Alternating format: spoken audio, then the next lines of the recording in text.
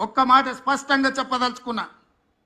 77 సంవత్సరాల స్వతంత్ర భారతదేశంలో ఏ రాష్ట్రం కూడా 31,000 కోట్ల రూపాయల రుణమాఫీ చెయ్యలేదు. ఈ రోజు తెలంగాణ రాష్ట్రం మా ప్రభుత్వం చేసింది. ఇది దేశ చరిత్రలోనే రికార్డ్. ఈ రికార్డ్ రైతుల కోసమే చేసినము, రైతులను ఆదుకోవాలన్న ఆలోచనతో చేసినము. ఇవాళ మేము రుణమాఫీ చేసినామంటే ఎన్నికలు లేవు, మేము ఓట్లు అడగడం లేదు.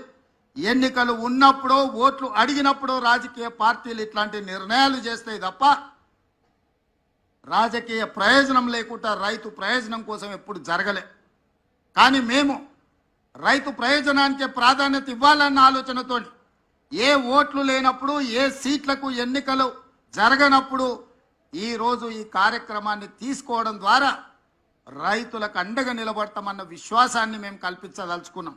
ఈరోజు ఇంత మంచి కార్యక్రమాన్ని ఆలస్యం చేయొద్దు. 2 వారాలు కూడా పూర్తి కాలే. జూలై 18, 2024 నాడు మొదటి విడత 1,00,000 రూపాయల వరకు ఉన్న వాళ్ళకి అందరికీ మొదటి విడతలో వాళ్లకు అప్పులు చెల్లించి ఇప్పుడు 0 నుంచి 1,50,000 వరకు ఉన్న రైతులందరికీ ఇవాళ ఈ గంటలో మనం వాళ్ళ రుణాలను మాఫీ చేస్తున్నాం.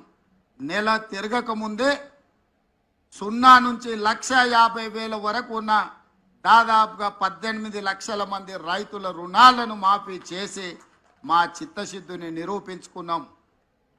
ఇక 0 నుంచి 2 లక్షల వరకు ఉన్న రైతు రుణమాఫీని ఆగస్టు నెలలో చేసి ఆగస్టు నెల రైతులకు దేశానికి ఎట్లయితే స్వతంత్రం వచ్చిందో, పరాయి పీడనలో విముక్తి కలిగిందో, బ్యాంకుల నుంచి అప్పు రుణ విముక్తులను చేసి స్వేచ్ఛ జీవులను రైతులను చెయ్యాలనేదే మా ఆలోచన.